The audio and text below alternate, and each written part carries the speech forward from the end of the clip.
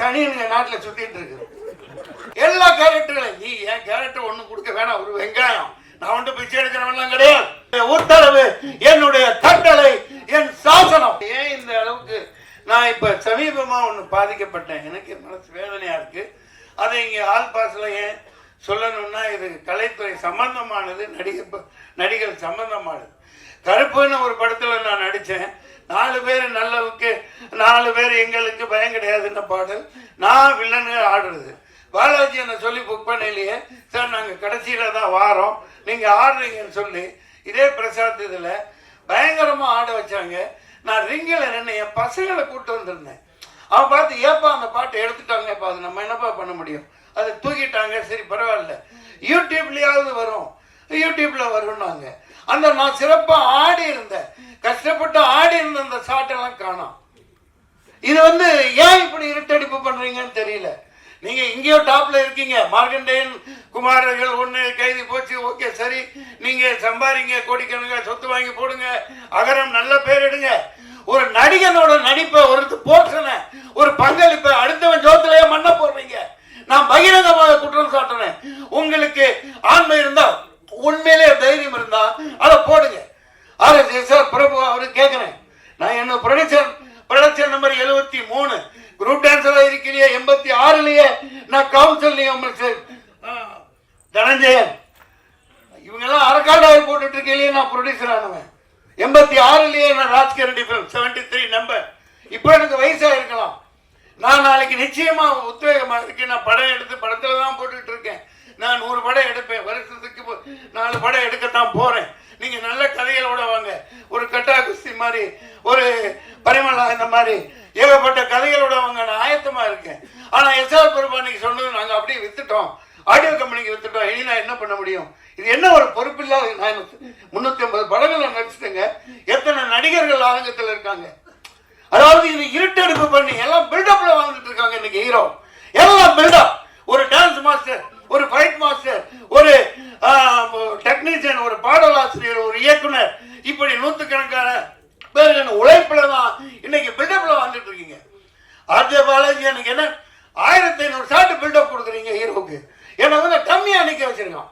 ஒரு இயக்குனர் 2-3 பேர்கிட்ட நான் சொல்லல, சார் இனிமேல் நீங்க சைன் பண்ணீங்க, முக்கியமான விஷயம் எது நடிக்கிறீங்களோ அதை எடுக்கிறீங்கன்னா என்ன கேட்காம நீங்க எடுக்க கூடாதுன்னு அக்ரிமெண்ட்ல போடுங்கன்னு சொன்னார். இதெல்லாம் எந்த அளவுக்கு சாத்தியம்? நான் நடிச்சு எத்தனையோ கேப்டன் பாய் 25,000 எடுத்து தூக்கி போட்டிருக்காங்க. ஆனா அவருக்கு கால் தூசிக்கு ஈடாக மாட்டாங்க. அதனாலதான் படங்கள் நிக்குது. மலையாள படங்கள் ஏன் நிக்குது? இப்ப இவங்கெல்லாம் நிக்கிறாங்க, மலையாள படத்தை பாராட்டுறோம், தலையில தூக்கி வச்சு கொண்டாடுறோம்.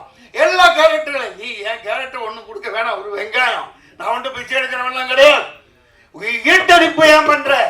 அந்த என்ன மறைச்சிட்டு நீ பெரிய ஆளானா நான் தான் உண்மையான கருப்பு, நான் தான் கருப்பு, கருப்பேன் வருவா. மக்கள் சொல்லுவாங்க, தைரியம் இருந்தா அந்த சாட்டை போடுங்க சார். நான் கஷ்டப்பட்ட ரிங்கில் ஆடினேன் சார், காணா சார், யூடியூப்ல போடுறேன்னு சொன்னாங்க சார். அதுக்கப்புறம் யூடியூப்லயும் போடல. அந்த பர்டிகுலர் நான் நடிச்சதை, நான் ஆடினதை, அது 2 நிமிஷம் சாட்டா இருக்கலாம், 4 நிமிஷமா இருக்கலாம். சூர்யா சார் இது விக்ரமத்தில் 5 நிமிஷம் தானே வந்தாரு. அந்த பிரசன்ஸ் தானே, ஆடியன்ஸ் எல்லாத்துக்கும் இருக்காங்கல்ல சார். பசங்க பாவம், அவனுக்கு பதில் சொல்ல முடியல, கூட்டு போயிருந்தேன் ஷூட்டிங்கு. அப்பா என்னப்பா நீ அப்படி ரிங்கில் அந்த இடத்துல ஆடினேன், பாட்டெல்லாம் ஷாட் உடைச்ச, எல்லாம் செய்ய சொன்னாங்க, ஏன் போடல? நான் உங்களுக்கு என்ன பதில் சொல்றது? இது என்ன இந்த மாதிரி ஒரு அயோக்கியத்தனம்? முதல்ல ஹீரோவா இருங்க, நல்லா சம்பாதிங்க, என்னமோ வேணாலும் பண்ணுங்க. ஆனா சினிமா ஒரு கூட்டு குடும்பம், அதை ஞாபகம் வச்சுக்கோங்க. இது ஆல் பாஸ் வெற்றி அடைவோம். இந்த மாதிரி நிறைய பேர் வரணும். சினிமாங்கிறது ஒரு தனிப்பட்ட கதாநாயகனுக்கு அல்ல, ஒரு ஜனநாயகம் வந்தானா 100 பேர் கூட்டு போனாங்க. மலேசியா செலவு பண்ணி கூட்டு போனான், அவன் ஜனநாயகன். இங்க நடக்கிற மதுரைக்கு கூட்டு போல. யாரும் என் இடத்துல நான் நட்டி பரவாயில்ல, யாரோ ஒரு பொண்ணு அவர் கூட இருந்தது ஆடு படத்தில் நடிக்கிறது, இவரு கோட்டு போட்டுக்கிட்டு ஆடுறாரு. அடே நீ நல்லா ஆடு, நல்லா ஆடு, ஆனா என்னை எதுக்கு போட்ட? ஏன் இப்படி இருட்டடிப்பு பண்ண? ஏன் பயம்? 2 நிமிஷம் சாட்டா இருக்கட்டும், 4 நிமிஷமா இருக்கட்டும், நீ போடு, காட்டு, மக்கள் பார்த்துக்கோங்க. உனக்கு தானே பேர் வருது, உன் கம்பெனிக்கு தானே பேர் வரும். அந்த மாதிரி பகிர்ந்து கொடுக்க மாட்டேங்கிறாங்க. தனிஞ்சேன் நீங்க என்ன என்சைக்ளோபீடியா? இதுதான் இதை முதல்ல நோட் பண்ணுங்க. சும்மா ஜாலரா போட்டுட்டு போறதுக்கு ஆல்பா நல்லா இருக்கார் இருந்தா தான் படத்தை பார்ப்பான். ஒவ்வொருத்த கண்ட்ரிபியூஷனை காட்டு. இந்த பிரசாந்த் ஜோசன் எவ்வளவு கஷ்டப்பட்டு போட்டிருப்பாரு, எப்படி பேர் வாங்கியிருப்பாரு. அவர் உழைப்ப சுரண்ட நான் மறைச்ச சும்மா இருப்பாரா? I don't care. I can't damn no about others. Shame on them. மக்கள் இருக்காங்க, இதை சொல்லியிருக்கேன் பாருங்க. உடனே இது வச்சிருக்காங்க, அந்த ஐடிவி வச்சுக்கிறாங்க. எவனுக்கு வேலை கொடுக்குறானுங்களோ இல்லையோ கீழே போய் எழுவானுங்க. நீ உன் பையன் பைத்தியக்கார நானீங்களா? என்னமோ காலேஜ் பையன் கொடுத்துருக்கான், சாப்பிட்டுருக்கான், இன்னமும் சொல்லிட்டு இருக்காயா. நான் என்ன நல்ல வேலை செஞ்சாலும் கீழே போய் உன் பையன் கஞ்சா அடிப்பான் தெரியாதா? இப்படி ஒரு அடிப்படுத்த சனியனுங்க நாட்டில் சுத்திட்டு இருக்கு. அவங்களுக்கு அதேதான் வேலை. பெட்டர்ஸ் கழுவ மாட்டானுங்க, அதை சொல்லிக்கிட்டே இருப்பானுங்க. குறைஞ்சுக்கு போட்டு மாதிரி ஆல் பாஸ் அற்புதமான பெயர். இனிமேல் இங்கே விளம்பரம் என்று கொடுத்தார், ஒவ்வொரு தொழில்நுட்ப கலைஞனும் மரியாதை செய்யப்படணும். ஒவ்வொரு தொழில்நுட்ப கலைஞனும் தினத்தந்திக்கு தினகரன், ஒவ்வொரு விளம்பர மீடியா எல்லாத்துக்கும் நான் சொல்லிக்கிறேன். இது என்னுடைய உத்தரவு, என்னுடைய கட்டளை, என் சாசனம். ஒவ்வொரு தொழில்நுட்ப கலைஞருக்கு பேர இருட்டடிப்பு பண்ணாத, அனைவருக்கும் பகிர்ந்து கொடுத்து ஈரவாவாளு. நன்றி, வணக்கம், வாழ்த்துக்கள்.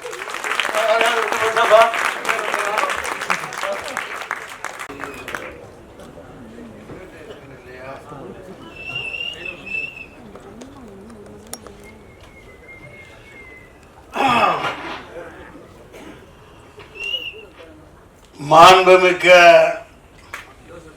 டாக்டர் மனிதநேய மாந்தரசி இந்த படத்தின் ஃபைனான்ஸ் மினிஸ்டராக, ஃபைனான்ஸ் கண்ட்ரோலராக சிறந்த பட்ஜெட் போட்டு பல ஆயிரக்கணக்கான பேர்களுக்கு வேலை வாய்ப்புகளை கொடுத்து ஒரு இயக்குநரையும் உருவாக்கி உன்னதமாக அமர்ந்திருக்கக்கூடிய மாண்புமிக்க டாக்டர் தயாரிப்பாளர் மோகனா அவர்களே, மாண்புமிக்க இயக்குனர், மனிதவள மேம்பாடு சிறப்பாக ஆக வேண்டும் என்று இங்கே சிறப்பான புதியவர்களை எல்லாம் அறிமுகப்படுத்தி எனக்கு தெரிந்த 30 வருடங்களுக்கு மேல் இந்த துறையிலே போராடி இன்று வெற்றி பெற்று இயக்குனராக அறிமுகமாகி இருக்கின்ற மைதீன் அவர்களே, இசை புரட்சியாளன் சாதாரணமாக சொல்லக்கூடாது, இது அவருக்கான விழா. இதை இடையில அங்கே போயிட்டு வந்துடலாம்.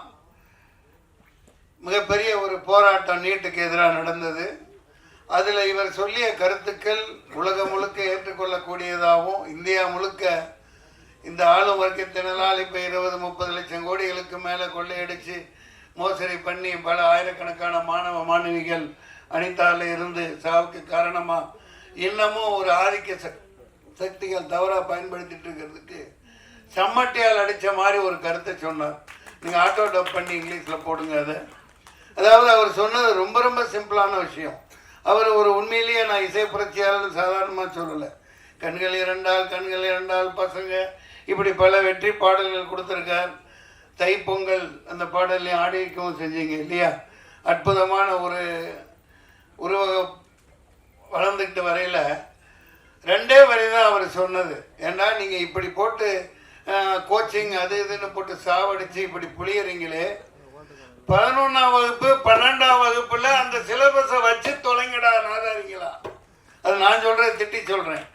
எவ்வளோ எளிமையான கருத்து பாருங்க. எதுக்கு அந்த சிலபஸை அந்த கோச்சிங் போட்டு கோடிக்கணக்காக கொள்ளையடிக்கிறாங்களே, நீ என்ன வெங்காயம் என்னமோ இளவ வை, அந்த படிப்பை 11ஆவது 12ஆவதுல வச்சு தொலைங்க அப்படின்னு பயங்கரமான ஒரு உண்மையை சொல்லியிருக்கார். அவர் பல அரசியல்வாதிகளுக்கு முன்னோடியா நெத்தி போட்டுல அடிச்ச மாதிரி ஒரு இதை பண்ணியிருக்கார். அதற்காக ரெட் சாலியட் மிஸ்டர் ஜேம்ஸ் வசந்தர். மேலும் ஒளி ஓவியர், இந்த படத்தின் ஒளிப்பதிவாளர் மாண்புமிக்க டாக்டர் தில்ராஜு அவர்களே.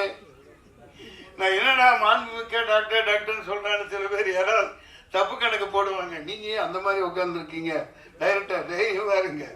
40-30 வருஷத்துக்கு முன்னாடியே 93ன்னு நினைக்கிறேன் என்னோட முதல் படம் வெளியிட்டப்ப டாக்டர்னு பட்டம் கொடுத்தாங்க அம்மாவுக்கு. நான் அப்ப சும்மா இருக்க மாட்டேன், ஏதாவது ஒன்று பண்ணிக்கிட்டு இருப்பேன். எனக்கு தெரியும். அது என்னோட படத்தில் 60 நடிகர்களுக்கு மேலே போட்டு நானும் படம் எடுத்தேன். ராஜாதி ராஜகுலத்துங்க ராஜ மார்த்தாண்ட ராஜகம்பீர காத்தவராய கிருஷ்ண காமராஜன். நான் என்ன பண்ணேன், மாண்புமிக்க டாக்டர் நாகேஷ் அவர்கள், மாண்புமிக்க டாக்டர் மனோரமா அவர்கள், மாண்புமிக்க டாக்டர் குள்ளமணி அவர்கள், இன்னைக்கு போய் பாருங்க இருக்கும். முழுக்க 60 நடிகர்களை போட்டு விளம்பரம் படுத்தேன். தினத்தந்தியில் போட மாட்டேன்ட்டாங்க. அப்போ சில்க் ஸ்மிதா மேம் எனக்கு ஒரு பரிசாக கொடுத்துருந்தாங்க, ஒரு கார் கண்டசா எடுத்துகிட்டு கிளம்புடான்னு எல்லாத்தையும் கூட்டிகிட்டு போயிட்டேன். நேராக போய் ஏன் எதனால, இல்லைங்க அது ஒரு மாண்புமிக்கங்கிறது மந்திரிகளுக்கு தான் போடுவோம், அப்படி எந்த புத்தகத்தில் இருக்குது, இல்லை நீங்கள் டாக்டர்னு போட்டிருக்கீங்க, நாங்கள் சினிமாவில் அவங்க 1000 படம் நடிச்சவங்க மனோரமா, அவங்க நாங்கள் நேசிக்கிறோம், நாங்கள் பட்டம் கொடுக்குறோம், உங்களுக்கு என்ன இப்போ போட்டு ஆகணும் போடணும்னு சொல்லிட்டு வந்துட்டேன். அவங்க போட்டாங்க. ஏன்னா தினத்தந்தி ஆதித்தனாரோட அற்புதமான நம்ம தமிழ் உணர்வாளர். அதுபோன்று நம்ம கௌரவிக்க வேண்டியது நம்ம கடமையாக இருக்குது. நம்ம துறையை நம்ம கேவலமாக இதாகவும் பேசுறதுனால தான் மிகப்பெரிய அழிவுக்கு உள்ளாகிட்டு இருக்கோம். இந்த இடத்துல இதை ஏன் சொல்கிறேன், நான் வந்து எல்லாத்தையும் முடிச்சிடுறேன்.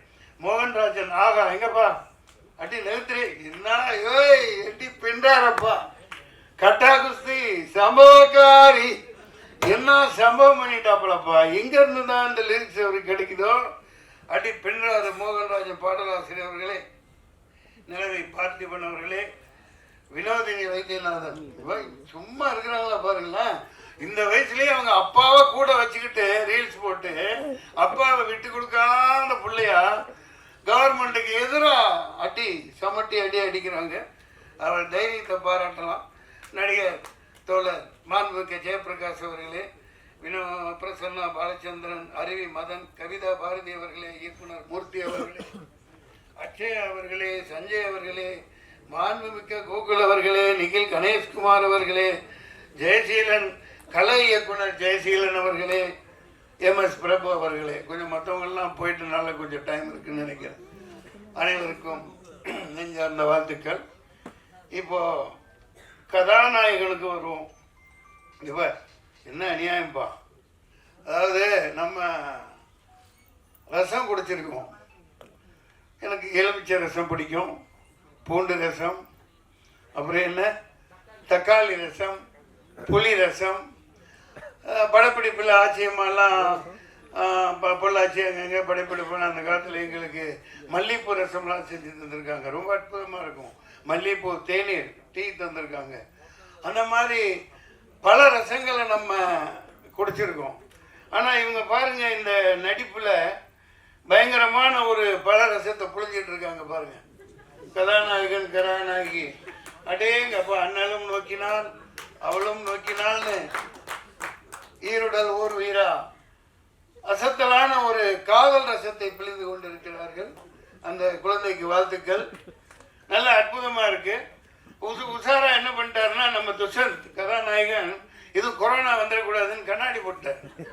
கண்ணாடி போட்டு அற்புதமா இருக்கு, பார்த்துக்கிட்டே இருக்கலாம் போல இருக்குப்பா. நல்ல பேர் கிடைச்சிருச்சு தமிழ்நாடு தமிழ் ரசிகர்களுக்கு. அப்படி ஒரு ஜனனி பெரிய அளவுக்கு வருவீங்க, அற்புதமா இருக்கு. இங்க நான் ஏன் இங்க பாருங்க, அதே நேரத்தில் இந்த பேப்பர்ல எல்லாம் ஒரு விஷயத்த நீங்க இன்னையிலிருந்து அதை மாறணும். இந்த சின்ன சின்ன இடத்துல டெக்னீஷியன் பேரை போடுறாங்க, ஹீரோக்கள் பேரை பெருசா போடுறாங்க, போட்டுக்கங்க தப்பில்லை. ஆனா இந்த இரட்டடிப்பு பண்ணாதீங்க. இப்ப தொழில்நுட்ப கலைஞர்கள் கொஞ்சம் பேர் நடிகர்களை இங்க சொல்லிட்டோம். விளம்பரம் காப்பக்கம் வரும், பேர் பெருசா இருக்கும். ஆனா இந்த தொழில்நுட்ப கலைஞர்கள் கீழே கண்ணுக்கே தெரியாம இருக்கும். அது எவ்வளவு மனசு நோகும் பாருங்க. அது என்ன வீணா போகுது, விளம்பர காசு கொடுக்கத்தானே செய்றீங்க. கொஞ்சம் இனிமேலாவது டிசைனர்ஸா இருக்கட்டும், பேப்பர்ல பப்ளிஷ் பண்றவங்களா இருக்கட்டும், அப்பா அவெல்லாம் நல்லா பளிச்சுன்னு போட்டு வாப்பான்னு சொல்லுங்க. ஏன்னா ஹீரோவே எல்லாம் பிரதானம் அல்ல, எல்லாமே அவங்களே அல்ல. இப்ப பாருங்க, இதுல எத்தனை பேர் சின்ன எழுத்து, நான் எப்படியோ படிக்கிறேன் இந்த வெளிச்சத்தில்.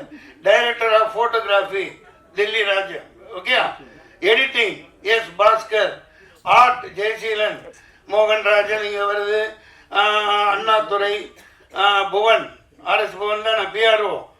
இது பேப்பர்களில் இனிமேலாவது இந்த திரைப்படத்து விளம்பரம் எது கொடுத்தாலும் அந்த தொழில்நுட்ப கலைஞர்களை பெரிய அளவுக்கு போடாட்டியும் படிக்கிற அளவுக்கு போடுங்க.